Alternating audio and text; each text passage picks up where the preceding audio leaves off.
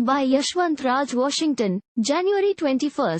Nikki Haley, the Indian-American Republican who is eyeing a bid for the White House in 2024, has been accused of plotting to become former U.S. President Donald Trump's vice president.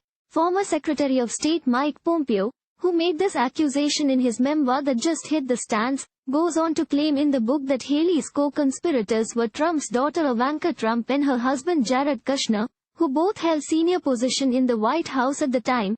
Haley dismissed the charge as a stunt to sell the memoir.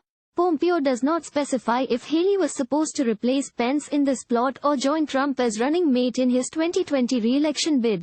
If the move was for Haley to replace Pence as vice president, it would have been her and not Vice President Kamala Harris who would have gone down in history with a clutch of firsts, the first person of color to rise so high in the US government, and the first Asian American and Indian American. She would have made history as Trump's running mate as well, but jointly with Harris. Neither situation happened. Pompeo is himself considering the 2024 White House bid and takes swipes at others in the Republican Party who he could face in the primaries, with the exception of his former boss Trump, who has already announced his intention to run a third time, and Vice President Mike Pence, who is also mulling a run. Pompeo's account of Haley's plot is not first-hand. He cites Mark Kelly, then Chief of Staff to the President, who felt played, as the alleged move came at a meeting he cleared for Haley with Trump. Haley, it turned out, was not alone, but was joined by the President's daughter and son-in-law. As best Kelly could tell, Pompeo writes in his memoir, they were presenting a possible Haley for vice president option. I can't confirm this, but Kelly was certain he had been played, and he was not happy about it. Clearly, this visit did not reflect a team effort but undermined our work for America.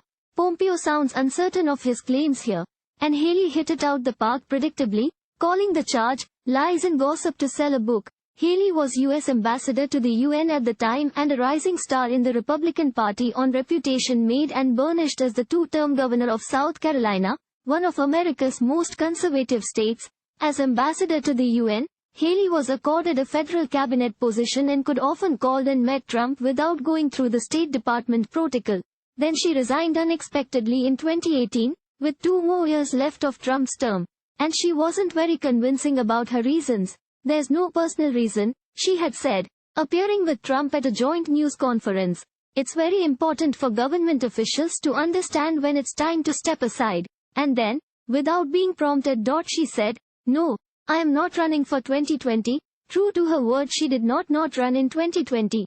But shortly after Trump lost the 2020 re-election bid, Haley signaled her intentions in an interview to a US media outlet, saying it was time for the Republican Party to move on. Thank you for watching. Please subscribe to channel and click on bell for more daily videos.